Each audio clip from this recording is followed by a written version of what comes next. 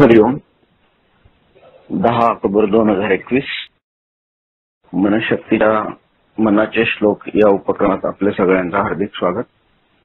सर्वांना विनंती की कृपया त्यांनी सगळ्यांनी आपले ऑडिओ व्हिडिओ बंद ठेवावे जेणेकरून सर्वांना व्यवस्थित ऐकू येईल. यापुढील सूत्रे श्री शिकाकांकडे. हरिओम. सर्वांना हरिओम. श्री समर्थ रामदास गुरु मनाचे श्लोक. आज आपण श्लोक 61 ते 65 घेणार आहोत. नेहमीप्रमाणे प्रार्थनेने सुरुवात करूया. ब्रह्मानंदम परमसुखदम केवलम ज्ञानमूर्तिम द्वंद्वातीतं गगनसदृशं तत्त्वमस्यादिलक्ष्यम् एकं नित्यं विमलचलं सर्वैः साक्षिभूतं भावातीतं त्रिगुणरहितं सद्गुरुं त्वं नमामि.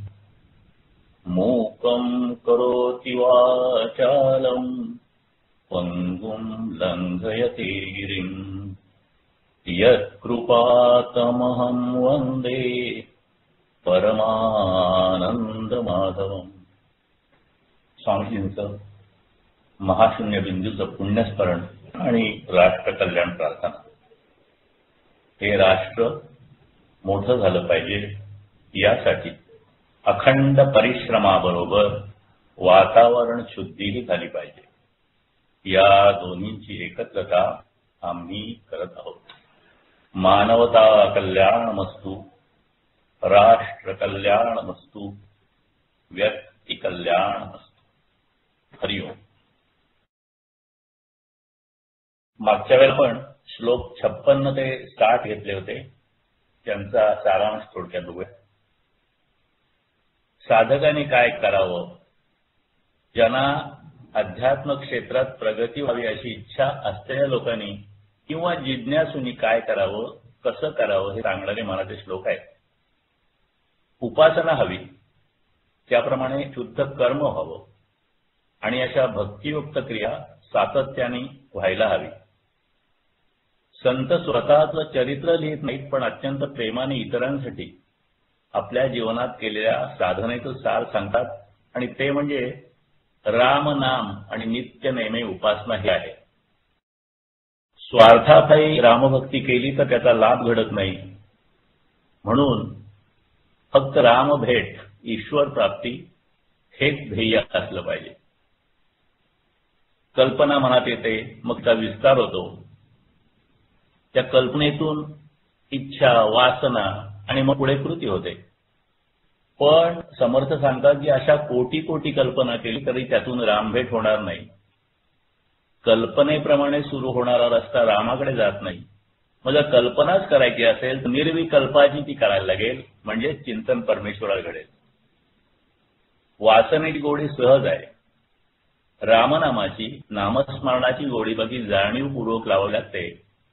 पण साधनेने, प्रयत्नाने, निश्चयाने ती जर का लागली तर मग आपलं सर्व अवधान अंतर्बाह्य भरून टाकतंय आणि मग जीवन धन्य होतं, असं संतांचा अभिप्राय आहे. आपली सर्व भौतिक आध्यात्मिक मागणी निरपेक्ष आणि शुद्ध भक्तिभावाने पूर्ण होतात. पण त्यासाठी मन, कल्पना आणि वृत्ती याच्यामध्ये हळूहळू पण आमूलाग्र बदल करावा लागतो. तो का करावा आणि कसा करायचा हे समर्थ आपल्याला या लोकांच्या माध्यमातून आईच्या मायेने समजून सांगताय. श्रीराम. श्लोक 61. उभा कल्पवृक्षातळी दुःख वाहे, तया अंतरी सर्वदा तेच आहे. जनी सज्जनी वाद हा वाढवावा, पुढे मागता शोक जीवी धरावा. समजा एखादा माणूस कल्पवृक्षाच्या छायेत उभा आहे पण तिथे उभं राहून त्यांनी जर का मनात दुःखाचा संकल्प केला तर त्याला जन्मभर दुःखच बघावं लागेल. त्याप्रमाणे एखादा माणूस संतापाशी गेला आणि व्यर्थ चर्चा आणि वादविवाद करायला लागला तर त्याला नंतर जीवनामध्ये दुःखच भोगावं लागेल, असा हा साधारण याचा सरळ अर्थ आहे. थोडा अर्थाचं विवरण बघूया. संत कल्पवृक्षांसारखा असतो. ज्या हेतूने आपण त्याच्याकडे जातो त्या हेतूला अनुसरून आपल्यावर परिणाम घडतो. संतांकडे कशासाठी मूळ जायचं असतं तर त्यांच्याकडनं भक्ती, अनुसंधानाची युक्ती शिकायची असते. त्याच्याऐवजी आपण त्यांच्याशी आपापल्या बुद्धीप्रमाणे निरर्थक वाद घातला तर त्या वादाचा निकाल लागत नाहीच, पण आपला आणि त्यांचा वेळ फुकट जातो आणि आपल्या जीवनातलं दुःख काही नाहीसं होत नाही. संतांचं सांगणं एवढं असं की आनंदात राहा, कारण आनंदात जीव आत्म्याजवळ राहतो आणि जेव्हा आपण दुःख करायला लागतो तेव्हा तो जीव देहबुद्धीवर येतो. हे जे वाक्य आहे की आनंदात जीव आत्म्याजवळ राहतो आणि दुःख करायला लागलं की जीव देहबुद्धीवर येतो, हे वाक्य खऱ्या अर्थाने जर का आपल्याला समजलं, उमजलं तर बरेच प्रश्न सुटतील. पण आनंदात राहायला पाहिजे, सुखात राहायला पाहिजे आणि दुःखात राहायला नको, हे जरी असलं तरी माणसाला सुख दवापाट वाटतं आणि दुःख पर्वत एवढं वाटतं. स्वामी बऱ्याच वेळा सांगायचे की आपल्याला असं वाटतं की आपण सुखाच्या शोधात आहोत, परंतु माणूस अनेक वेळा, बहुतेक वेळा दुःख शोधतच फिरत असतो.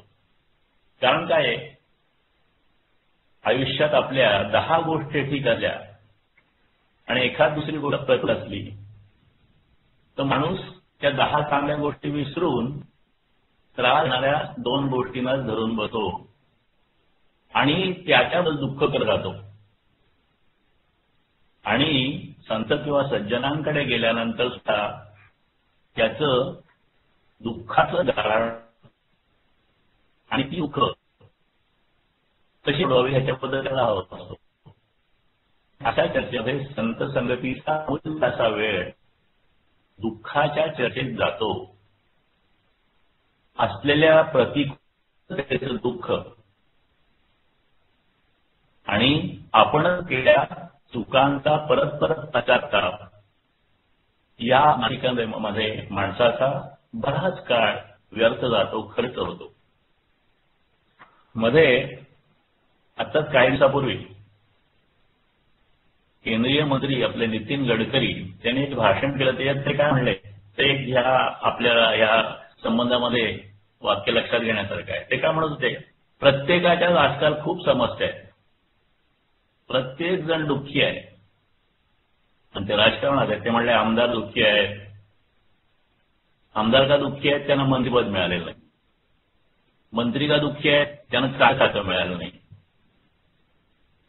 चांगला भाग ज्यांना विभाग, चांगलं खातं ज्यांना मिळालं पाहिजे मंत्री, ते यासाठी दुःखी आहेत की त्यांना मंत्री होता आलं नाही. आणि त्यांना मुख्यमंत्री मिळालं तर यासाठी दुःखी आहे की कधी राहणार आणि कधी जाणार याचा भरोसा देत नाही. एकंदर ह्या श्लोकामध्ये समर्थ म्हणतात, जनी सज्जनी वाद हा वाढवावा, पुढे मागरा शोक जीवी धरावा. सर्वसामान्य मनुष्य असा वागतो आणि त्या वागण्याचे त्याच्या जीवनात परिणाम काय घडतात त्याचं वर्णन करणं. ह्या श्लोक आणि पुढचे श्लोक काही आहेत आणि हे सगळं सांगून समर्थ आपल्याला समर्थ करते. ह्या श्लोकांच्या माध्यमातून, ह्या आणि काही पुढच्या श्लोकांच्या माध्यमातून अर्थ आपल्यासमोर एक मोठा भव्य असा आरसा करताय आणि त्या आरशामध्ये आपलं वर्तन स्वरूप ते आपल्याला दाखवत आहे. कल्पत कामधेनू आणि चिंतामणी त्याचं श्रीरामाची साधर्म्य आपण मागच्या 60व्या श्लोकामध्ये बघितलं. 60वा श्लोक जो होता तो ह्या होता. तो श्लोक म्हणतो, मना राम कल्पतरू कामधेनू निधी सार चिंतामणी कायवान जयाचेनी योगे घडे सर्वत्ता तया साम्यता कायसी कोण आता. बऱ्याचदा संपत्ती, सगळ्या संपदा, उत्तम अन्न हे माणसाला उपलब्ध असतं सुद्धा, पण हे सगळं असलं तरी त्याचा भोग घ्यायची शारीरिक किंवा मानसिक मनस्थिती नसते. उदाहरणार्थ, झोपायचं आहे, मस्त बेड आहे, छान फर्निचर आहे, एकदम मऊ गादी आहे, पण त्याच्यावर पडलं की झोप लागत नाही. सुगळं नाही, वाढलेलं आहे, गरम गरम आहे, जेवायला बसलाय, पण खाण्याची इच्छा नाही, पचन नाही, असं सुद्धा असू शकतं. आणि कधी कधी अशी पण परिस्थिती असते की काहीही चिंता नाही, काही व्याधी नाही, तरी पण अस्वस्थ वाटत असतं. आता हे सगळं जे आहे ना, स्वस्थ अस्तित्व म्हणजे काय, स्वस्थतेमध्ये अस्वस्थतेचं अस्तित्व शोधायचं हे जे जीव वैचित्र्य आहे त्याच्याबद्दल एक आपल्याला इथे हे बघता येईल उदाहरण याच्यात रामायणाला. जेव्हा श्रीराम वनवासात गेले आणि त्यांना ऋषींना निपात करायचा असं त्यांनी कार्य ठरवलं आणि ऋषींना मदत करायची आणि राक्षसांचा निपात करायचा हे त्यांनी ठरवलं. तेव्हा दंडकारण्यात गेल्यानंतर ते अगस्त्य ऋषी त्यांना भेटले. तिथे त्यांना विचारलं रामाने की अक्षरांचा निपात करण्यासाठी तुम्ही मला काय सांगाल, काय युक्ती द्याल किंवा काय कशा पद्धतीने मला मार्गदर्शन कराल. तर त्यावर अगस्त्य ऋषी काही बोलले नाही, शांत बसले आणि नंतर स्मित करत अगस्त्य म्हणाले, रामा, तुझी ही जी माया आहे ती माया म्हणजे एक विराट असा औदुंबर वृक्ष आहे, प्रचंड मोठा औदुंबर वृक्ष आहे. औदुंबर म्हणजे उमराचा झाड आहे, त्याला असंख्य फळं आहेत आणि त्या असंख्य फळातली कित्येक त्याच्या खाली जमिनीवर पडले. आता ह्यातलं एक एक फळ म्हणजे एक ब्रह्मांड आहे, कोणाला रामाला सांगतायत. आणि त्या एकेका फळामध्ये म्हणजे एकेका ब्रह्मांडामध्ये जे असंख्य जीव आहेत, म्हणजे फळाच्या फळामध्ये जे छोटे छोटे छोटे छोटे अनेक जीव असतात, तसे ह्या ब्रह्मांडामध्ये आपण कोणीतरी आहोत. आता हे जे छोटे जे जीव आहे ते सूक्ष्म जीव त्या ब्रह्मांडाचे, त्या वृक्षाचं ज्ञान कसं बरं जाणू शकतील. आता हे रामा सांगतायत म्हणजे भगवंताच्या परमात्म्याच्या सगळ्यांच्या प्रचंड वृक्षीमध्ये एक नगण्य असे असलेले आपण माणसं आहोत. आता इथे समर्थांनी सांगितलेला जो कल्पवृक्ष आहे किंवा विराट वृक्ष आहे तो म्हणजे श्रीराम आहे, सुरवी श्री आहे. त्यातलं एक एक फळ म्हणजे एक एक ब्रह्मांड आहे आणि अशा वृक्षाच्या खाली आपण सगळे याच्यावर जीव आहोत. आणि सगळं आहे पण आपण डोक्या आहोत, कारण आपण आपल्या डोक्यावर असलेल्या चक्राला विसरून गेलो आहोत. आपण त्या सच्चिदानंदाचे अंश आहोत. सच्चित आणि आनंद सगळं आमच्यावरच्या छत्रात आहे, पण आपण त्याचं महत्व जाणत नाही. मगाशी म्हटल्याप्रमाणे सगळं आहे, सगळ्या सुविधा आहेत, अन्न आहे, चांगला बिछाना आहे, पण आपल्याला घेता येत नाही. सर्व आहे, त्याचं महत्व जाणायचं, पण त्याला उपयोग करायचा जीव विसरतो. असं हे जीव वैचित्र्य आपल्याला समर्थ समजावून सांगताना एकीकडे योग्य मार्ग देखील दाखवत आहे. समजा मला विचारलं की तुमच्या घरी काय काय हो, तुमच्या घरातल्या गोष्टींचं किंवा असलेल्या गोष्टीचं वर्णन करा, तर आपण काय सांगतो. आपण घरातली माणसं आहेत त्यांचं वर्णन करतो. आमच्या घराला खोल्या किती आहेत, कसं फर्निचर आहे, आमच्याकडे दागिने निघले आहेत आणि विशेष विशेष गोष्टी आपण आठवू आणि ते सांगू. पण हे सांगताना आपल्याला आपल्या घरातल्या देवघराची आठवण येते का? सगळं आपण घरातलं आठवतो पण देवघर विसरतो. आणि यातली एक अशीच एक किस्सा आहे की एक ओळखीचं कुटुंब 2 महिन्याच्या अमेरिकेत जायचं होतं. मग त्यांच्याकडे 2 पाळीव कुत्रे होते. तर त्यांनी आता हे 2 महिने कुठे काय करायचं म्हणून त्या 2 कुत्र्यांची कुठेतरी उत्कृष्ट व्यवस्था केली. कुणाकडे दिले, कुणाकडे ठेवले आणि सांगितलं ह्यांची काळजी करा. ही नेहमी काळजी घेतली जाते पण देवघरात देवांची 2 महिने पूजा कशी राहील, कोण करेल, ह्याबद्दलची व्यवस्था करायचं बहुतेकांच्या लक्षात येत नाही. आणि ह्या सगळ्याच्या पार्श्वभूमीवर स्वामीजींनी आपल्याला काय सांगितलेलं आहे की सांगितलेली साधना करा आणि बाकी माझ्यावर सोडा. शक्तियोग समारोप जो आहे त्याच्यामध्ये त्यांनी हे स्पष्टपणे सांगितलेलं आहे. हे जे त्यांचं मोठं आश्वासन आहे ते जर का अखंड आपण आपल्या हृदयात धारण केलं, आपल्या लक्षात ठेवलं, आपल्या चित्तात ठेवलं, तर आपल्या हातून त्यांनी सांगितलेली सोपी साधना व्हायला चुकणार नाही. आणि मग आपण नेहमी त्या साधना पथावर जाऊ. त्या साधना पथावर जर का आपण राहिलो, त्या मार्गावर आपण जर का राहिलो, तर यथाकाल योग्य स्थानी पोहोचू. हे होत नाही. म्हणून समर्थ या श्लोकामध्ये म्हणतायत, दुःखा कल्पवृक्षातळी दुःख वाहे, तया अंतरी सर्वदा तेची आहे. गीतेच्या 2ऱ्या अध्यायात सांगितलं आहे की मनुष्य ज्या विषयाचा विचार करतो त्या विषयानुरूप त्याचं मन होतं. ही कल्पना मनाच्या श्लोकामध्ये रामदासांनी मागे सुद्धा आपण पाहिलं, अनेक वेळा मांडलेली आहे. आणि सांगितलंय की आपला विचार सतत शुभ असावा. कारण कालपुरुष जो आहे तो वरून सतत अस्तिक म्हणत असतो, अशी एक समजूत आहे. दुःखी माणसाचं दुःख कुठून येतं याचा उलगडा हा श्लोक करू शकेल.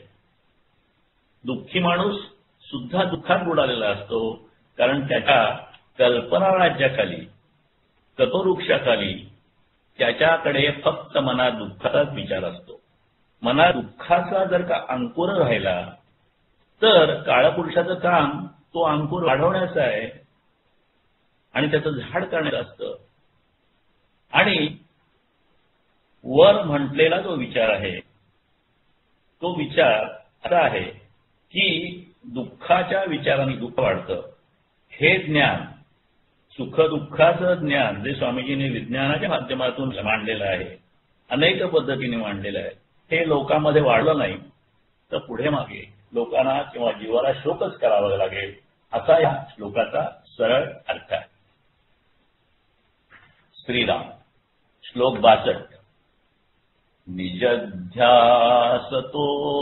सर्व तुटो निगेला, बळे अंतरी शोक संताप ठेला, सुखानंद आनंद भेदे उडाला, मना निश्चयो सर्व खेदे उडाला. वादाच्या नादी लागल्याने, अनावश्यक वादविवादाच्या नादी लागल्याने माणसाचं स्वस्वरूप अनुसंधान क्षीण होतं आणि त्याच्यामध्ये खंड पडतो. जर का पूर्ण खंड पडला की दुःख आणि अशांतता जबरदस्तीने मनात प्रवेश करतात आणि तिथे स्थिर होतात. शिवाय वादामध्ये मतभेद झाले तर तुझं माझं झालं की माझं समाधान, परत वाद होतो, मग तुझं बरोबर माझं बरोबर असं वाद झाल्यानंतर मनाचं समाधान साफ लोकतं. आणि मनाचं समाधान जेव्हा नाहीसं होतं, लोकतं, त्यावेळेला भगवंताच्या अस्तित्वाची श्रद्धा पूर्णपणे उडून जाते. हे जे मन आहे ते ह्या सगळ्यांनी अधिक जड होतं आणि ते जड मन मग भगवंताचा सूक्ष्म जो अनुसंधान आहे, सूक्ष्म स्वरूप आहे, ते धारण करू शकत नाही. समर्थ वाद आणि संवाद याच्यामध्ये फरक करतायत. दोन्हीमध्ये युक्तिवाद असतो. युक्तिवाद जेव्हा आपण करत असतो, वाद असेल किंवा संवाद असेल, तर युक्तिवादामध्ये आपल्याला बुद्धीचा उपयोग करायला लागतो. पण वाद खेळणारी बुद्धी अध्यात्म विद्येला घातक नाही, मारक ठरते. पण संवाद भोगणारी बुद्धी, संवाद करणारी बुद्धी ही शुद्ध जिज्ञासेने प्रेरित असल्यामुळे अध्यात्म विद्येला पोषक ठरते. ती ओपन असते. ओपन आणि क्लोज असं 2 प्रकार आहे. अध्यात्मामध्ये बुद्धी पाहिजेच, अध्यात्मामध्ये अंधश्रद्धा नको आहे, पण ती आपल्यावर उलटणारी नसावी. आणि म्हणून इथे सांगतायत की शुष्कवादामध्ये अहंता वाढते आणि विकारांना वाव मिळतो. आणि असं जर का झालं तर त्यामुळे मनाचं समाधान आहे ते बिघडून जातं. जो स्वरूपाचं अनुसंधान ठेवण्याच्या साधनेत किंवा प्रयत्नेत आहे. आध्यात्मिक थोड्या पद्धतीने उन्नती करण्याच्या प्रयत्नात आहे. अशा साधकांना उद्देशून हा श्लोक आहे. तुम्ही जिथपर्यंत आत्मबुद्धीत मग्न असाल तिथपर्यंत आत्मानंद आहे. मी विश्वरूप आहे ही भावना आहे. सच्चिदानंद रूपाची जाणीव आहे. सगळीकडे आनंद आहे, जे आपल्याला अत्यंत सकारात्मक दिसतंय. पण जेव्हा साधक किंवा आपण देहबुद्धीत येतो तेव्हा निजध्यास सुटून जातो. तेव्हा मग मी आणि तू, मी आणि जग अशी द्वैताची जाणीव सुरू होते आणि सगळं दुःख सुरू होतं. आता साधकाला हा आत्मानंद स्वरूपात निजध्यासात राहण्याची जी साधना आहे ती साधना काही सोपी नाही. अत्यंत प्रयत्नाने हा आनंद साधनाचा आनंद मिळवायला लागतो. मिळाल्यानंतर सुद्धा काही क्षण टिकतो, तो परत द्वैत सुरू होतं. पण जो खरा प्रगत साधक आहे, ज्ञानी आहे, तो अद्वैतामध्ये स्थिर असतो. समर्थ इथे आपल्याला द्वैत भावात राहण्याचे परिणाम सांगून अद्वैताचं महत्व पटवण्याचा प्रयत्न करीत आहेत आणि सांगतायत आपल्याला की भक्तीने तसा भाव, तसा बोध निर्माण करा. आता आपल्याला प्रश्न असा पडतो मनात ऐकताना की आम्ही तर संसारात आहोत. संसारात राहताना हे जे मटेरियलिस्टिक नेहमीचं जीवन आहे ते जगताना अद्वैत भाव कसा टिकवता येईल? संसारातली कामं करत असताना आपण मनाने अलिप्त होऊ शकतो का? अनेक भावना एकाच मनात राहू शकतील का? एकीकडे आपल्याला अद्वैताची भावना आणि एकीकडे संसारात अनेक गोष्टी मिळवण्याची भावना, ह्या राहू शकतात का? अनेक भावना एका मनात राहू शकतात का? त्याचं उत्तर तत्वतः होय असं आहे. आणि उदाहरण दिलंय. एखादा माणूस PhD आहे, डॉक्टर आहे, कुठल्या तरी विषयामध्ये खूप मोठा आहे, खूप ज्ञानी आहे त्याच्यामध्ये आणि खूप चांगल्या हुद्द्यावर आहे. त्या माणसाला स्वतःच्या लायकीची, शिक्षणाची आणि आपल्या एकंदर सगळ्या जी क्षमता आहे त्याची जाणीव अखंड मनात असते. पण हाच माणूस समजा भाजी बाजारात गेला, असं भाजी घेतोय आणि मग त्या मेथी जोडणीची जी किंमत 2 रुपये सांगितली किंवा 5 रुपये सांगितली तर घासाघीस करून 5 असेल तर 2ला देणार का, 2 असेल तर 1, हे करत असतो का नाही? म्हणजे एकीकडे हा बोध आणि एकीकडे आपल्या शिक्षणाचा बोध, हे दोन्ही बोध एकाच मनात राहू शकतात. आता हे जे उदाहरण आहे हे पातळीवरचं आहे किंवा ज्याला आपण म्हणतो भौतिक उदाहरण आहे. पण संसार जरी देह पातळीवर झाला तरी संसारातलं कर्तव्य संपतात. माणसाला प्रयत्नाने आत्मज्ञानात मग्नता साधता येईल. अर्थात हा प्रयत्न खूप अवघड आहे. अखंड अनुसंधान आणि अखंड निजध्यास जसा तरच ते जमेल. देव आपल्या अंतरी आहे असं आपण म्हणतो आणि तरी सुद्धा आपण दुःखी आहोत. आणि त्याच्यावर नवविधा भक्ती हा मार्ग समर्थांनी सांगितलेला आहे. दासबोधामध्ये नवविधा भक्तीचा एक अखंड समास स्वामी समर्थांनी लिहिलेला आहे. त्यातला या नवविधेचा जो भगवतला जो श्लोक आहे तो असा: श्रवणम कीर्तनम विष्णू स्मरणम पादसेवनम अर्चनम वंदनम दात्या सत्यम आत्मनिवेदनम. आता ही जी 9 प्रकारची भक्ती आहे जी आज आपल्याला जास्त समजून घेता नाही कारण तो विषय खूप मोठा आहे, त्याची थोडक्यात आपण माहिती घेऊया. परंतु ही भक्ती एकीकडे समर्थ दासबोधात सांगते आणि करुणाष्टकात स्वतःचा अनुभव सांगताना कदाचित ते आपल्याला असं म्हणताय: चपळपण मनाचे मोडिता मोडवेना सकळ स्वजन माया तोडिता तोडवेना घडी घडी बिघडे हा निश्चयो अंतरीचा म्हणून करुणा आहे बोलतो दीनवाचा. श्रवण भक्ती, परमात्म्याचं नाम घेणं आणि गुणकीर्तन ऐकणं. कीर्तन भक्ती, एखाद्या विषयात जर आपल्याला विशेष प्रगती साधायची असेल तर त्यासाठी अभ्यास आवश्यक असतो. हा अभ्यास म्हणजे कीर्तन. स्मरण भक्ती म्हणजे आठवण, परमेश्वर आहे, सदैव आहे, अत्यंत कृपाळू आहे, पूर्ण न्यायी आहे, ह्याचं सगळं स्मरण म्हणजे स्मरण भक्ती. वंदन भक्ती हा चौथा प्रकार. वंदन म्हणजे नमस्कार. मनाचं नमः करणं म्हणजे चुकीच्या गोष्टीकडे झेपावणारं मन प्रयत्नाने उचित गोष्टीकडे दिवसाच्या 24 तासापैकी कमीत कमी 24 मिनिटं तरी स्थिर ठेवणं, त्याला वंदन मर्यादा किंवा वंदन भक्ती असं म्हणतात. ती सुरुवात आहे. अर्थात अर्चन भक्ती आहे, पादसेवन किंवा पादसंवाहन भक्ती आहे, दास्य भक्ती आहे, सख्य भक्ती आहे आणि आत्मनिवेदन भक्ती आहे. असे भक्तीचे प्रकार आहे. परंतु भक्तीमध्ये भगवंताचं अनुसंधान म्हणजे निध्यास कसं राखावं हे त्यासाठी आपल्याला समजून घेतलं पाहिजे. आपण 43व्या श्लोकामध्ये मनाच्या निजध्यास म्हणजे काय हे आपण समजून घेतलेलं आहे.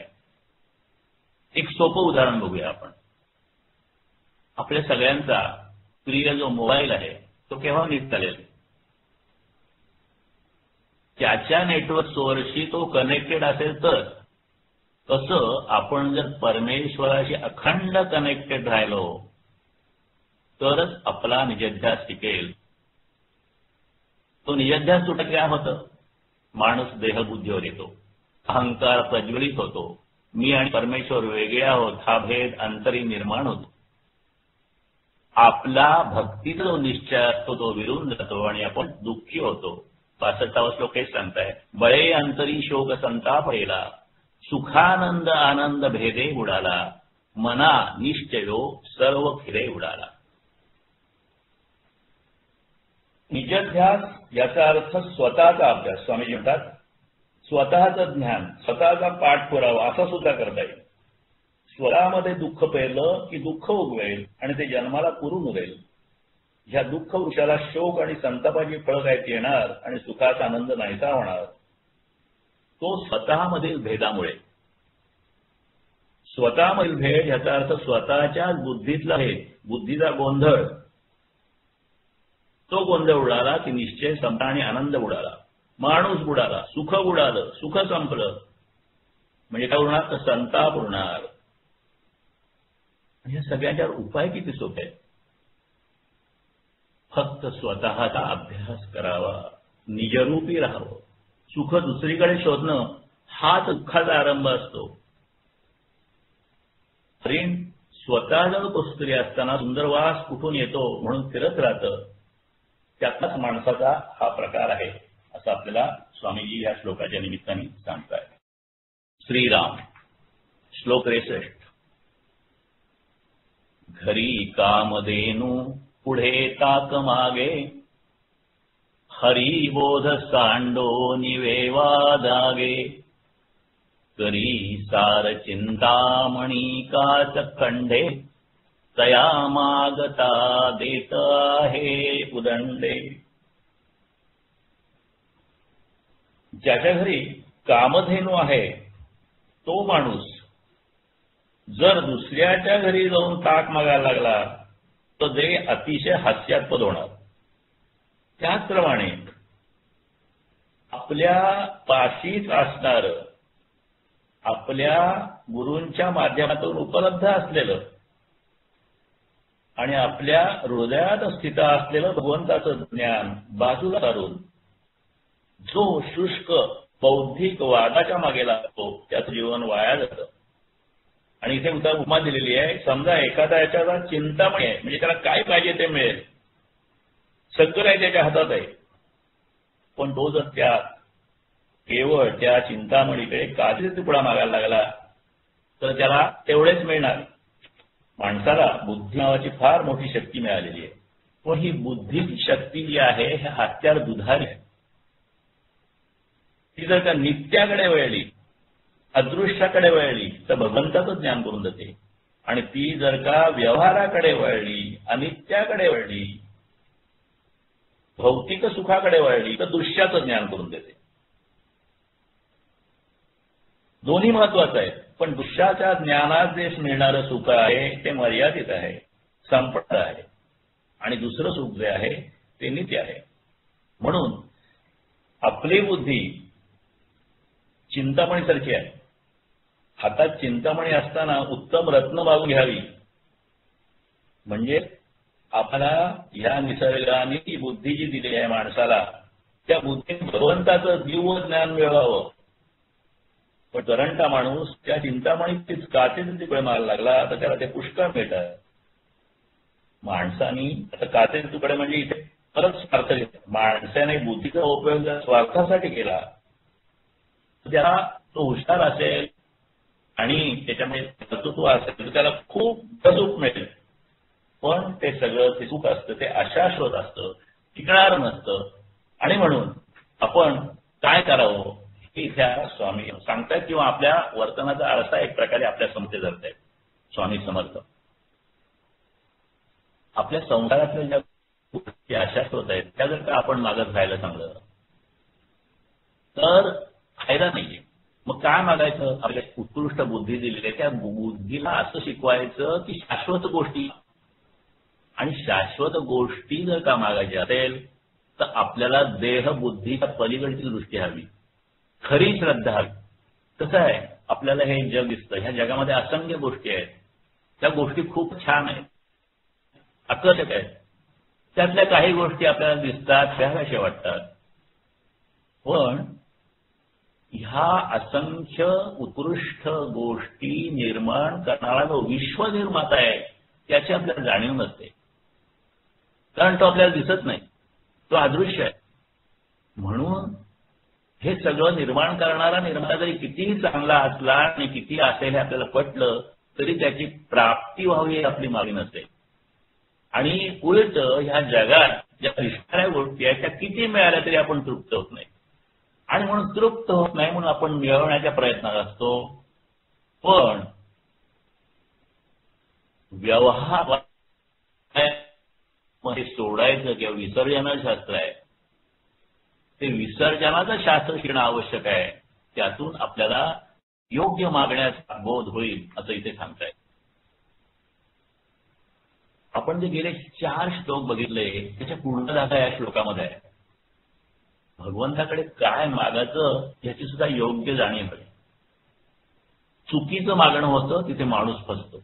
आता फसणाऱ्या माणसाचे 2 प्रकार आपल्याला बघता येतील. एक अज्ञानी आहे, म्हणजे त्याला खरंच काय मागावं, काय योग्य आणि काय योग्य ते कळत नाही.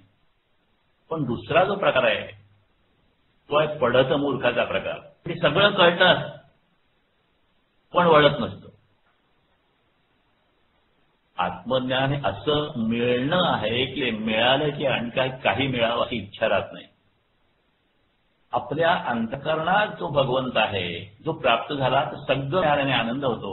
पण माणूस त्याला शोधण्याऐवजी त्या गोष्टी मिळवण्याची इच्छा करीत असतो. लोडी सोडून ताक मागतो, चिंतामणी सोडून काचमणी मागतो. आणि म्हणून हे आपलं पढत मूर्खासारखं वागणं असतं. म्हणजे आपल्याला हे सगळं माहिती आहे परंतु आपण तसं वागत नाही. जर भगवंताचं प्रेम हा आपलं अखंड मागणं राहिलं तर आपण सुज्ञ ठरू, आणि ही सुज्ञता आपल्या मनावर ठसवण्यासाठी समर्थ रामदास स्वामी आपला प्रवृत्त करत आहे. आपल्या कर्मशुद्धीच्या प्रार्थनेत आहे, कर्मबंधनातून सुटण्याची सद्बुद्धी, प्रेरणा आणि ज्ञान तू माझ्यात सतत कायम ठेव. ह्या कर्मशुद्धीच्या प्रार्थनेत देखील हाच भाव आहे आणि त्याचं महत्व आपण लक्षात घ्यायला पाहिजे. पढत मूर्ख दशक 2 दासबोध आणि समाज 10 त्याच्यामध्ये खूप लक्षणं दिलेली आहेत सगळ्या प्रकारच्या मूर्खांची आणि पढत मूर्खांची. शिकलेल्या ज्ञानाचा वापर न करता ते सगळं दौडून आपलं तेच खरं करणारा असा तो माणूस आहे. काही त्याची लक्षणं अशी, समूळ ग्रंथ पाहिल्या विण उगाच ठेवी जो दूषण, गुण सांगता अवगुण पाहे तो एक पढत मूर्ख. लोभ दोष ठेवी पुढिलांसी, तेची सोय आपणापासी, आयस्ते कळेना जयासी तो एक पढत मूर्ख. देवा विसरे जो मानव, वर्णी स्त्रियांचे अवयव, नाना नाटके हवभाव, देवा विसरे जो मानव तो एक पढत मूर्ख. प्रपंच गेला हातीचा, लेश नाही परमार्थाचा, द्वेषी देवा ब्राह्मणांचा तो एक पढत मूर्ख. परम मूर्खा माझी मूर्ख, जो संसारी मानी सुख या संसार दुःखाचे दुःख अणिक नाही. एकतर आपण काय करतो आणि त्यामध्ये अशा पद्धतीने चुका होतात हे आपण या ठिकाणी शिकतोय, समजून घेतोय. आपल्या समर्थ वेगळ्या वेगळ्या पद्धतीने समजून सांगतोय. स्वामीजींनी गोष्ट दिली की कोणा एका गरीब माणसाने दरिद्राने ऐकलं की पैशाकडे पैसा जातो. त्यांनी काय केलं, आपलं सगळं तिडूक मुडूक विकतं आणि त्याला एक सोन्याची मोहर मिळाली सगळं विकल्यानंतर. मग अडवून तो टाकसाळीच्या जवळ गेला. तिथे त्याने एक भोग पाडलं. टाकसाळ या मोहरा निर्माण करणारी जागा.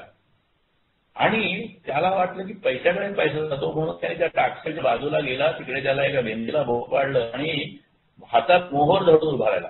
त्याला अशी कल्पना होती की आता त्याच्या मोहरीला टाकसाळीच्या हातातून चिकटतील आणि मग ती त्याला मिळली. तिला घटकावर उभा राहिला पण काहीच झालं नाही, कंटाळला.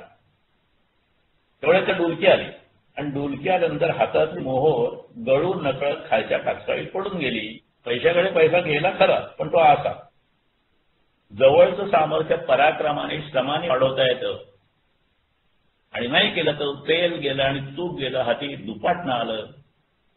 अशी खोट्या आशेच्या मागे माणसाची स्थिती, फिरणाऱ्या माणसाची स्थिती होते. हा संदेश एक वेगळ्या पद्धतीने आपल्याला स्वामीजी समजून सांगतायत त्यांच्या या मनाच्या श्लोकाच्या पुस्तकाच्या माध्यमातून. विद्वत्ता आणि ज्ञान ह्या दोन गोष्टी वेगळ्या आहेत आणि त्या गोष्टी कशा वेगळ्या आहेत याचं आपण एक उदाहरण बघूया. हे प्रत्यक्ष घडलेलं उदाहरण जे आहे आपल्या संत चरित्रातल्या इतिहासात ते असं आहे. आदिशंकराचार्य गेल्यानंतर जो काळ होता त्या काळात काशीला मधुसूदन सरस्वती नावाचे प्रकांड ज्ञानी पुरुष आणि महान संन्यासी होऊन गेले. त्यांची गोष्ट एकदा वादसभेत सगळ्या विद्वानांच्या मतांचा खंडन करून अत्यंत प्रखरतेने आणि उत्तम रीतीने त्यांनी अद्वैत सिद्धांत मांडून त्या दिवशी जी वादसभा घेतली त्यावेळेला हे जे सत्य असत्य आहे किंवा योग्य अयोग्य काय त्याच्यावर विद्वानांचे वाद होते. अशी वादसभा होती. सगळ्या विद्वानांनी त्यांचा पराजय मान्य केला आणि ह्यांचा विजय मान्य केला. मग त्यांचा सत्कार केला, त्यांना विजयमाला घातली आणि ही विजयमाला घालून आत्मसंतोषाने आनंदाने ते आपल्या आश्रमामध्ये परत आले. आश्रमात पर्यंत पाहता तर एक अत्यंत मलिन कपड्यातील व्यक्ती आसनावर बसलेली दिसली. मळती कपडे घातलेली, अस्वच्छ, न आवडणारे रूप त्या आसनावर त्यांना बसलेले सुखाचे त्यांच्या. आणि त्या व्यक्तीला आपल्या आसनावर बसलेलं पाहून त्याला खूप संताप आला. संताप आला आणि ते त्याच्या अंगावर पडले. त्यांचा तो संताप पाहून गादीवर बसलेली ती व्यक्ती हसून म्हणाली, महाराज तुम्ही अद्वैताचं सिद्धांत सभा गाजून आलेला. महाराज मला फक्त 2 प्रश्नाची उत्तर द्या, मी इथून जाईन. मला एक सांगा, तुम्ही जर अद्वैत मानता आणि आताच विद्वत सभेत तुम्ही उत्तम प्रवचन केलं तर मग ह्या गादीवर आसनावर तुम्ही बसलाय का आणि मी बसलो काय फरक आहे? आणि दुसरा प्रश्न असा की आजच्या विद्वान सभेत तुम्ही सर्वांना वादात जिंकलं, त्याचं तुम्हाला आत्मसंतोष झाला ना? मग मला सांगा, ज्यांना तुम्ही वादात हरवलं ते कोण होते आणि ज्याला आत्मसंतोष झाला तो कोण आहे? हे वेगळे आहेत का एक आहेत? हे सगळं ऐकल्यानंतर मधुसूदन सरस्वती चमकले. त्यांच्या लक्षात काही नाही.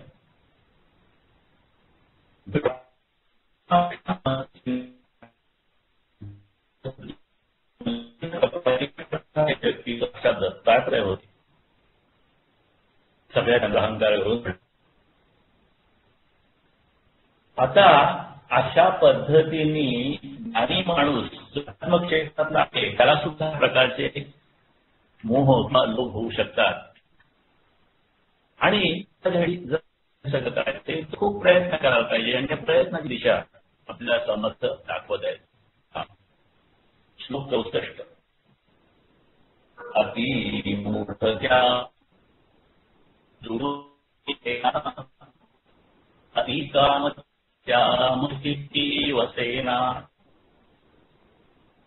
अति लोभ त्या क्षोभ होईल जाणा, आता अतिविषयी सर्वदा दैन्यवाडा.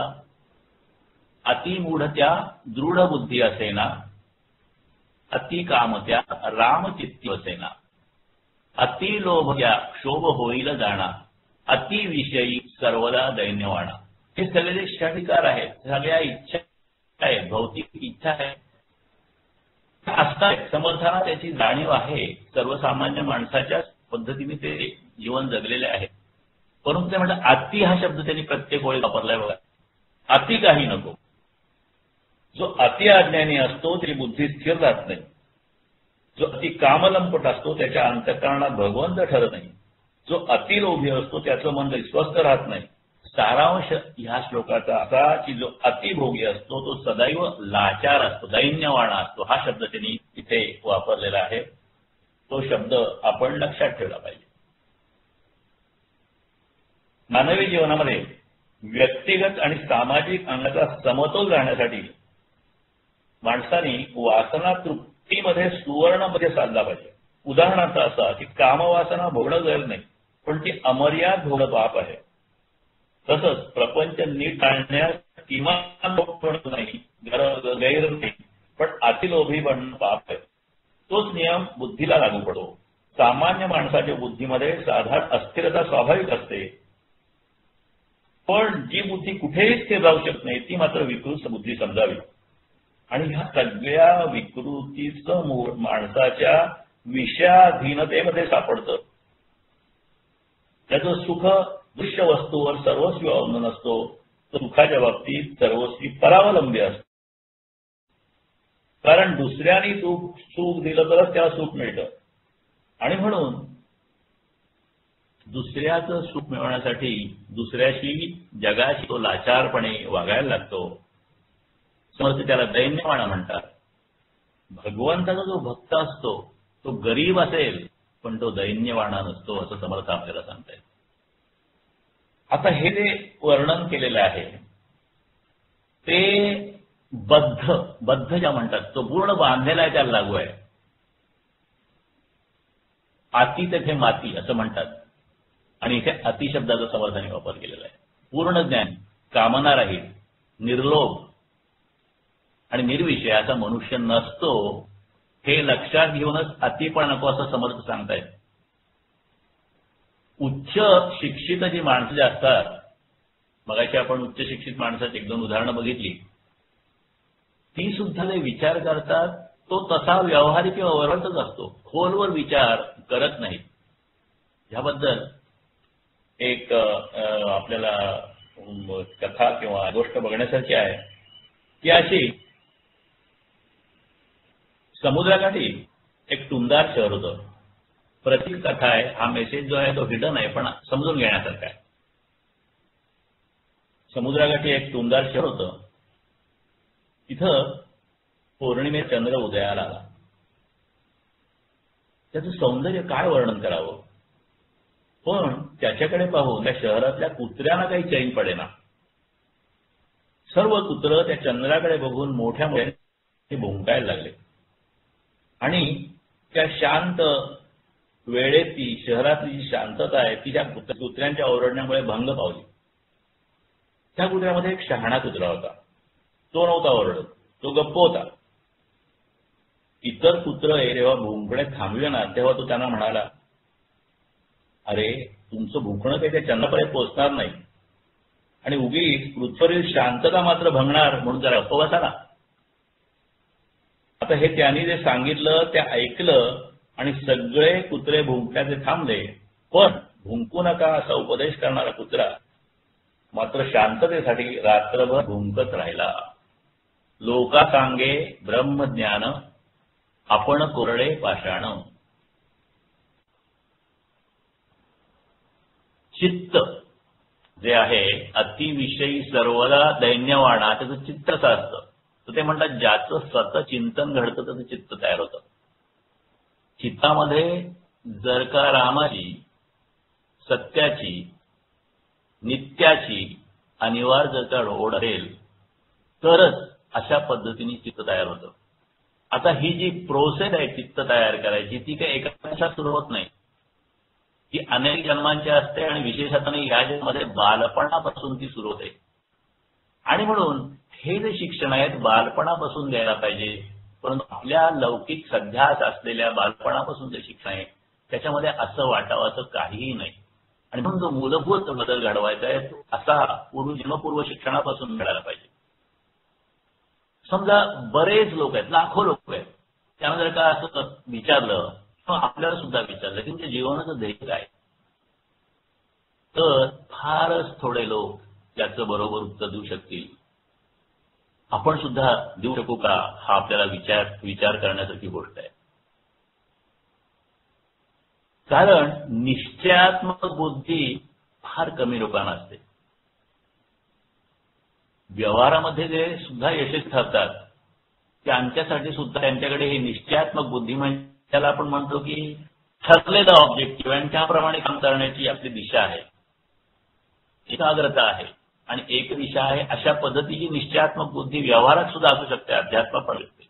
पण अशी नसली तर मग अनेक आकर्षणं असतात आणि अनेक विषयांच्या मागे, अनेक आकर्षणांच्या मागे माणूस जीवन धावून धावून परावलंबी दैन्यवान होतं. अतिविषयी सर्वदा दैन्यवाना. समर्थ आपल्याला धोके दाखवून जागरूक करण्याचा प्रयत्न करतात. देहबुद्धीमध्ये स्थिर असलेल्या बद्धाचं हे वर्णन आहे.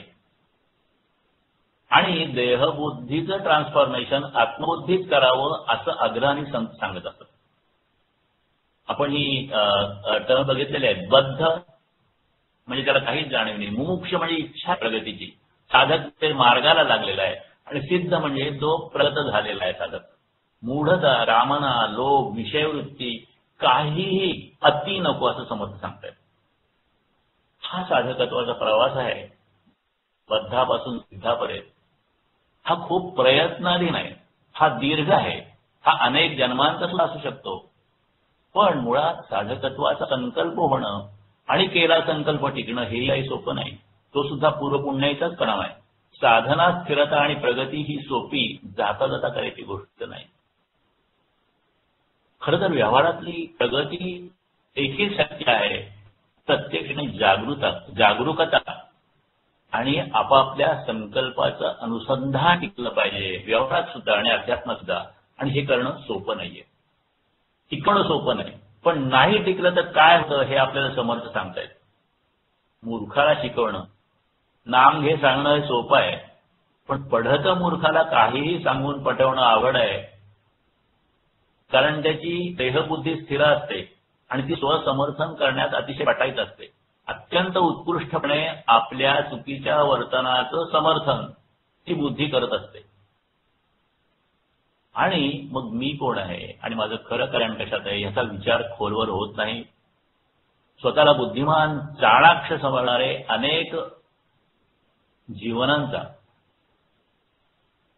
अनेक माणसं जीवनाचा त्यांच्या दृष्टीने सोयीस्कर अर्थ लावतात आणि त्या प्रवाहात वाहत जातात. आपली सुद्धा बऱ्याच वेळा अशी गोष्ट होते, घडू शकते. एक आपण इथे उदाहरण बघूया. स्वामी सदानंदांच्या पुस्तकातले उदाहरण आहे. ते म्हणतात की ते बऱ्याच वेळा साधकांना उदाहरण देतात की तुमची एका डॉक्टरावर जेवढी श्रद्धा आहे तेवढी पण ईश्वरावर नाही. समजा एखाद्या डॉक्टरकडे 4 रुग्ण गेले. डॉक्टरांनी एखादं वाढतं वजन आणि मधुमेह लक्षात घेऊन त्याला रोज 3 ते 4 किलोमीटर पायी चालण्याचा सल्ला दिला. दुसऱ्या पेशंटला हृदयविकाराचा झटका आलेला लक्षात घेऊन त्याला शौचादी शारीरिक आणि नैसर्गिक क्रियेसाठी बिछाण्यावरून न उतरण्याचं बजावलं. म्हणजे एकाला चालायला सांगितलं, एकाला झोपायला सांगितलं, अंथरुणात 24 तास आराम, बसायला नाही, अजिबात उठायचं नाही सांगितलं.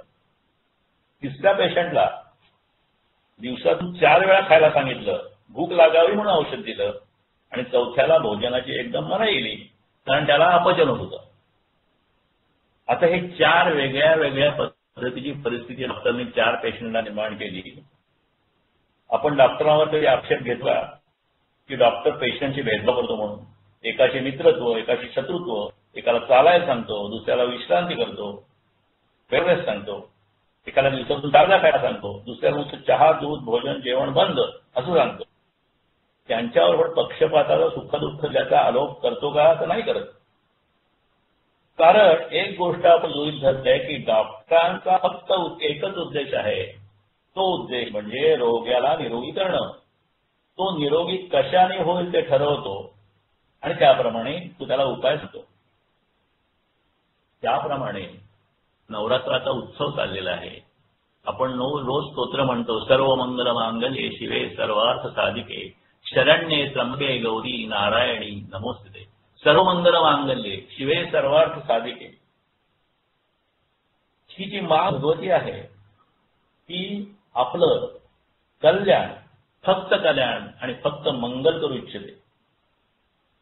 आणि मग ते करण्यासाठी कधी दुःख द्यायला लागतं आपल्याला. दुःखाने सुद्धा आपल्याला गोष्टी शिकवतात. तर दिसते ते एखाद्या अंबरीश राजाला, जनक राजाला राजगादीवर बसून ठेवते किंवा शबरीसारखे झोपडे बांधून देते किंवा एखाद्या अहिल्याला उन्हा पावसात शिला होऊन टाकते. परंतु त्या मातेचं, त्या जगन्मातेचा उद्देश हाच असतो, सुख दिल्याने की दुःख दिल्याने माँ भगवती आपलं कल्याण करू इच्छिते. डॉक्टरला जसं आपल्याला कल्याण करायचं त्याप्रमाणे तो उपाय देतो, त्याप्रमाणे परमेश्वराला, या माँ भगवतीला आपल्याला आपलं कल्याण करायचं असतं. म्हणून आपल्याला योग्य पथावर आणण्यासाठी ती आपल्याला योग्य परिस्थिती जीवनात निर्माण करते. हा विश्वास जो डॉक्टरवर आहे तो आपला जीवावर असतो. क्षेत्र कुठलंही असो, नोकरी, व्यवसाय, राजकारण, साहित्य, कला, सांस्कृतिक, कुठलेही क्षेत्र घ्या, अगदी थोडे अपवाद सोडले तर मूलभूत विचार करून जगत नसतात. आणि आपण अनेक मूर्ख निर्णयाची अत्यंत मोठी मोठी उदाहरणं जगात बघत असतो. आता काही उदाहरणं मला सुचली, आपणही विचार करा की पडत मूर्ख निर्णयाची उदाहरणं असू शकतात का. अमेरिकेने पोचलेला ओसामा बिन लादेन, इंग्रजांचा भिद्रन सिंग आणि आत्ता अनेक चाललेल्या राजकारणाच्या गोष्टी. ही निर्णय जे आहे ती माणसाने घेतलेले निर्णय आणि राजकारण्याने घेतलेला निर्णय किंवा त्या ठिकाणी ज्यांच्या हातात अधिकार आहेत त्यांनी घेतलेले निर्णय हे कसे आहेत त्याचा विचार करण्यासारखा आहे. इथे अति काम त्या राम चित्ती वसेना. इथे काम म्हणजे देहबुद्धी आणि राम म्हणजे आत्मबुद्धी आहे. स्वतःची कर्मशुद्धी करणे, अहंकार गळो, अज्ञान पळो, जमवून घेण्याची शक्ती उपजो, ही मागणी पद पूर्ण व्हायची असेल तर आपला प्रवास हळूहळू का होईना पण निश्चितपणे वाढत्या प्रमाणात देहबुद्धीकडून आत्मबुद्धीकडे होण्यासाठी आपण प्रयत्न करायला पाहिजे. तो प्रयत्न केला तर हा प्रवास होईल आणि ह्या प्रवासाच्या मार्गात जी साधना घडेल त्यातून खरा विज्ञान शुद्ध अध्यात्माचं ज्ञान आपल्याला मिळेल आणि आपण हा ज्ञान गुणाकार होऊ शकतो असं वाटतं. ज्ञान गुणाकार, कार्यविस्तार, यासाठी स्वामीजींनी अनेक बाह्य केंद्रांची स्थापना केली. कोऑर्डिनेशन कमिटीसारखी एक यंत्रणा निर्माण केली. अशा पद्धतीने ज्ञान गुणाकार करणं म्हणजेच ह्या प्रवासात आपली प्रगती करणं असं आहे. गोंदवलेकर महाराज म्हणत असत की झाडाखाली झाड वाढत नाही आणि म्हणून त्यांनी त्यांच्या शिष्यांना दूरवर प्रचारासाठी पाठवलं, त्यांना स्वातंत्र्य दिलं आणि नामाचा आणि नामस्मरणाचा ठेवा दूरवर पसरवला. पण 58 ते 60 या श्लोकामध्ये भक्तीचं परिणाम सुख बघितलं. 61 ते 64 या 4 श्लोकामध्ये भक्ती नसल्याचं दुःख सांगितलं ते बघितलं. त्याच्यापैकी हा शेवटचा श्लोक आहे आता आपण बघतो तो 64वा. 64व्या आणि 65व्या श्लोकात लोभ आणि वासना वाईट हे सांगितलेलं आहे. 64व्या श्लोकात काम विकाराचा धोका सांगितलेला आहे. 66व्या या पुढे येणाऱ्या श्लोकामध्ये संसार मायेचा उल्लेख आहे. 67 ते 76 ह्या प्रत्येक श्लोकामध्ये दुःख निवारणाची युक्ती सांगितलेली आहे. आणि म्हणून या सर्वाच्या निमित्ताने आपण जे काही पुढच्या ह्या श्लोकामध्ये बघणार आहोत ते ज्ञान अत्यंत उपयुक्त आहे. ते आपण नंतर यथावकाश बघू. श्रीराम. श्लोक 65. नको दैन्यवाणे जिणे भक्ती उणे अति मूर्ख त्या सर्वदा दुःख दुणे धरी रे मना आदरे प्रीती रामी नको वासना हे मृगामी विरामी. भक्तिहीन जीवन म्हणजे हीन जीवन आहे. अति अज्ञानी माणसाला नेहमी पुष्कळ दुःख भोगावं लागतं. म्हणून मला भगवंतावर मोठ्या आदराने प्रेम करायला शिकावे. भगवंताच्या प्रेमाशिवाय असलेल्या ऐश्वर्याची वासना मनी नसावी. भगवंताला सर्वोत्तम मानणं म्हणजे त्याला मानवी जीवनातील परमोच्च मूल्य किंवा मागणं मानणं. परमोच्च मूल्य गुंतलं नाही हे जीवन इतर दृष्टीने कितीही चांगलं असलं तरी उत्तम जीवन नव्हे. शहाण्या माणसाने भगवंताच्या प्रेमाचा अभ्यास करावा. ऐश्वर्य असावे पण ते भगवंताला धरून लागावे. अशा ऐश्वर्याने संपत्तीचे दुष्परिणाम भोगावे लागत नाही. आता आपण ह्या श्लोकामध्ये जे बघतोय ते असं आहे, काय नसावं, काय न करावं आणि काय करावं हे आपल्याला सांगितलेलं आहे.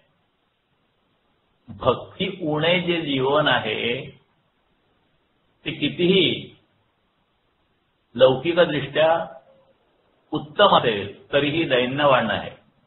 संसाराला परमार्थाची जोड नसेल तर सगळं व्यर्थ आहे. कारण संसाराच्या सगळ्या गोष्टी इथेच सोडून जाव्या लागणार आहेत.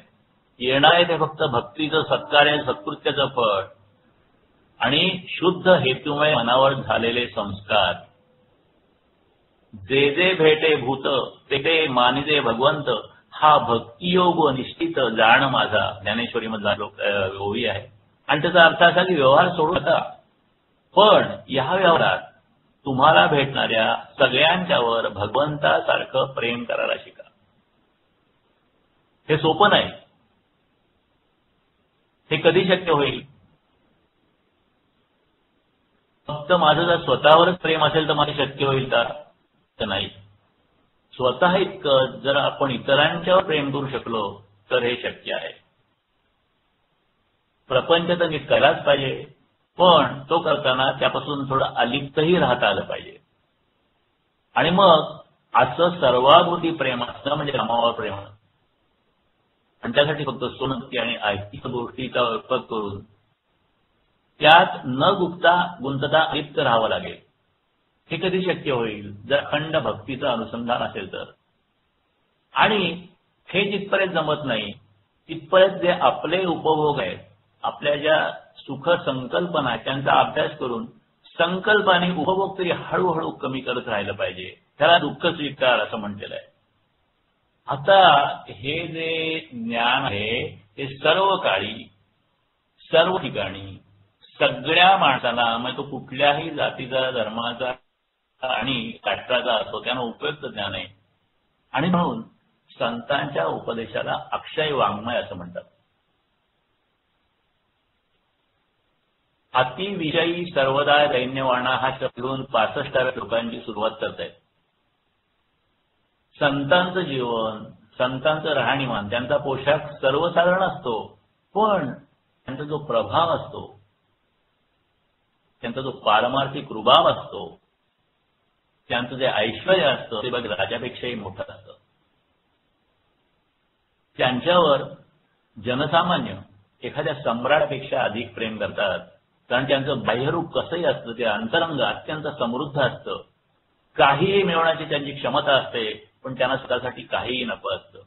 आणि म्हणून ज्ञानेश्वर महाराज, तुकाराम महाराज, रामदास होऊन शेकडो वर्ष होऊन गेली तरी आपल्याला त्यांच्याबद्दल परमभक्ती वाटते.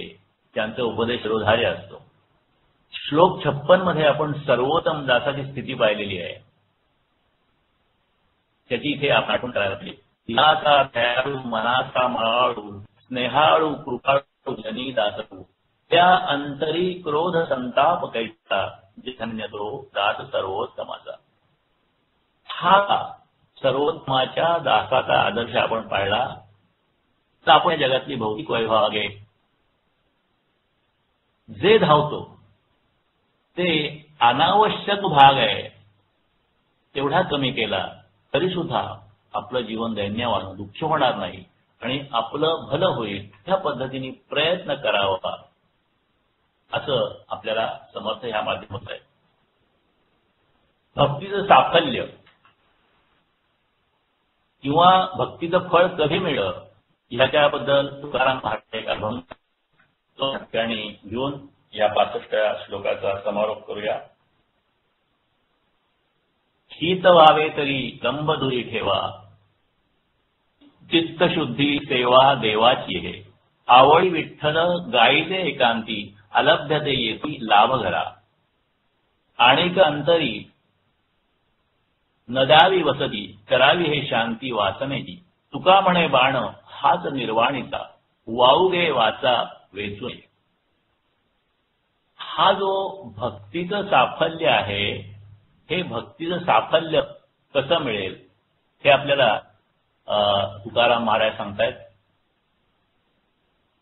एक साधक असतात, त्यांचे काही शिष्य असतात, ते त्यांच्याकडे 7 वर्षापासून ज्ञान घेत असतात आणि आता त्यांची जाण्याची वेळ आलेली असते. ते चौघांपैकी एक शिष्य विचारतो, गुरुजी आम्ही तुमच्याकडे 7 वर्ष राहिलो पण अजून आम्हाला देवाचं दर्शन झालं नाही, आता जायची वेळ आली आहे, आमची इच्छा तर देवदर्शन व्हावी अशी आहे. साधूराज थोडा ते विचार करतात आणि म्हणतात, जा आणि गाईचं तूप घेऊन ये. शिष्य शहरात जातो पण त्याला तूप मिळत नाही. तो निराश होऊन परत आश्रमात येतो. तेव्हा साधू म्हणतो, तू खेड्यात जा. शिष्य जातो एका शेतकऱ्याकडे, नम्रपणाने विचारतो की मला गाईचं तूप हवं आहे, मिळेल का? शेतकरी म्हणतो मिळेल, पण त्यासाठी 4 दिवस लागतील. तो थांबतो आणि मग तूप घेऊन आश्रमात परततो. आल्यावर तप गुरुला देतो. तेव्हा गुरु म्हणतात, हे गाईचं तूप आहे का? शिष्य म्हणतो, हो गुरुवारे मी स्वतःच्या डोळ्यांनी पाहिलंय, हे गाईचंच तूप आहे. गुरु त्या म्हणतात, जा आणि गाय पकडून घेऊन ये. शिष्य गाईला घेऊन येतो. गुरु सांगतात, गाईचं दूध काढ आणि दाखव त्यात तूप आहे ते. तेव्हा तो शिष्य गुरुला सांगायला लागतो की ते दूध तापवून, ते गाळ करून, त्याचं दही लावून, त्याचं ताक करून लोणी काढावं लागतं आणि मग तूप निघतं. त्यावर गुरु त्याला समजावत म्हणतात, जसं तुपाला ह्या सगळ्या प्रक्रिया लागतात ना, त्याप्रमाणे देव भेटण्यासाठी सुद्धा ज्ञानाने पायरी पायरीने चढत जाईल, म्हणजे तुला देव भेटेल आणि योग्य वेळ आली की तोच तुझ्याकडे येईल. शिष्याच्या लक्षात आलं की केवळ 7 वर्ष अभ्यास कमी आहे, परिपूर्ण ज्ञानासाठी जन्मही अपुरा आहे. शिक्षण घेतल्यानंतर दुसरा टप्पा म्हणजे त्या शिक्षणाप्रमाणे वागण्याचा, ज्ञानपूर्ण वर्तनाचा असतो. त्यातूनच दृढनिष्ठेने भक्ती ज्योत मनात प्रज्वलित होते आणि अशा भक्तीत तन मन धनाने संपूर्ण लीनता येते. श्रीराम, आपण कसे वागतो आणि आपण कसे वागावे, आपण व्यवहारात कसे पूर्ण गुंतलेले आहोत आणि त्या व्यवहारातून थोडं थोडं लक्ष करून आपण परमार्थाकडे कसं जावं, त्याच्यासाठी काय करावं, कसं करावं, हे आपण या श्लोकांच्या माध्यमातून बघतोय. श्लोक 61 ते 65चा सारांश मी सांगतो आणि त्याप्रमाणे मग नेहमीप्रमाणे आत्मचिंतन प्रार्थना घे, म्हणजे ती 5 श्लोक म्हणतील आणि मग नेहमीप्रमाणे आपली केंद्राची प्रार्थना होईल आणि हा कार्यक्रम संपेल. 61 ते 65 श्लोक आपण जे काही आता बघितले त्याचा थोडक्यात सारांश असा म्हणता येईल की संत सांगतात की आनंदात राहा. आनंदात जीव आत्म्याजवळ असतो आणि दुःख करायला लागला की जीव देहबुद्धीवर येतो. जेव्हा साधक देहबुद्धीत येतो तेव्हा निजध्यास सुटून जातो आणि मग मी आणि तू, मी आणि जग अशी जाणीव सुरू होते, सगळे दुःख सुरू होते. साधकाला हा एकतेचा साधना आनंद प्रयत्नाने मिळवायला लागतो. सगळी कामना पूर्ण करते ती कामधेनू, पण तिच्याकडे मागायचं काय हे कळलं पाहिजे. आपण संसारातल्या गोष्टी ज्या अशाश्वत आहेत त्या मागून काही फायदा नाही आणि शाश्वत गोष्टी मागण्यातच खरा लाभ आहे. पूर्ण ज्ञानी, कामनारहित, निर्लोभ आणि निर्वैरी असा मनुष्य नसतो हे लक्षात घेऊन अतिपणा नको असे समर्थ सांगतायत. काय नसावं आणि काय करावं हे सांगितलेलं आहे. भक्ती नसलेलं जीवन दैन्यवान आहे. बाकी सर्व लौकिक संसार अतिउत्तम असेल तरीही संसाराला परमार्थाची जोड नसेल तर सगळं व्यर्थ आहे. कारण संसारातील सर्व गोष्टी इथे सोडून जाव्या लागणार आहेत आणि येणार आहे ते फक्त भक्तीचं, सत्कार्याचं आणि सत्कृत्याचं फळ आणि शुद्ध हेतूमुळे मनावर झालेले संस्कार. हे सर्व काळी, सर्व ठिकाणी, सर्व मानवात्रास उपयुक्त असं ज्ञान आहे आणि म्हणून हे संतांचं जे उपदेश आहे ते आपण अखंड आपल्या चित्तात धारण करायला पाहिजे. असा थोडक्यात सारांश आहे. ऐकायला छान, करायला अवघड, हे सगळं आहे आणि ते आपल्या हातून घडावं त्यासाठी आपलं जे आत्मचिंतन असावं, ती आत्मचिंतन प्रार्थना मी सगळ्यांच्या वतीने ते करतो. माझ्या आंतरिक शक्तीला स्मरून मी माझे स्वतःचे खरे कल्याण करून घेण्याचा निश्चय करीत आहे. माझे व्यक्तिमत्व आजवर मी जसा वागलो तसं बनलं आहे. माझ्या यापुढल्या प्रेरणा चांगल्या राखण्याचा मी निश्चय करीत आहे. मला आलेल्या वाईट अनुभवांबद्दल इतरांना दोष देण्याऐवजी मी आत्मचिंतन करीन. खोटे समाधान घेण्यापेक्षा धैर्याने आणि सद्बुद्धीने काम करेन. त्यामुळे मला यश मिळेल, शांती मिळेल आणि ते टिकेल. ज्या प्रमाणात मी हे चिंतन करीत आहे त्या प्रमाणात ती शांती मला आताही मिळत आहे. हरिओम तत्सत ब्रह्मार्पणमस्तु. श्रीराम. अंजली म्हणा श्लोक 61 ते 65. जय जय रघुवीर समर्थ श्रीराम. उभा कल्प वृक्षातळी दुःख वाहे, तया अंतरी सर्वदा तोची आहे. जनी सज्जनी वाद हा वाढवावा, पुढे मागुता शोक जीवी धरावा. निजध्यास तो सर्व तुटून गेला, बळे अंतरी शोक संताप ठेला. सुखानंद आनंद भेदे बुडाला, जनी निश्चयो सर्व खेदे उडाला. घरी कामधेनू पुढे ताक मागे, हरी बोध सांडून विवाद लागे. करी सार चिंता मणी काच खंडे, तया मागता देत आहे उदंडे. अति मूढ त्या दृढ बुद्धी असेना, अति काम त्या रामचित्ती वसेना. अति लोभ त्या क्षोम होईल जाणा, अति विषयी सर्वदा दैन्यवाणा. नको दैन्यवाणे जिणे भक्ती उणे, अति मूर्ख त्या सर्वदा दुःख दुणे. धरी रे मना आदरे प्रीती रामी, नको वासना हे मधामी विरामी. जय जय रघुवीर समर्थ श्रीराम. हरिओम.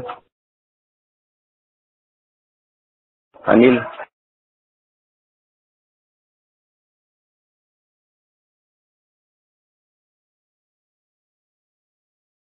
हॅलो.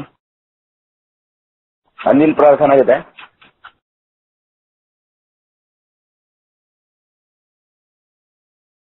हरिओम. तर ते नाही आहे आज, काही अडचण असेल आपण ते संपूया आजचा कार्यक्रम. कोणाला काही बोलत असल्यास हरकत नाही. ठीक आहे. Log out. हा चालेल काका. सर्वांना धन्यवाद. हरिओम. काही प्रत्येकाने आपली प्रतिक्रिया ग्रुपवर द्यावी. हरिओम.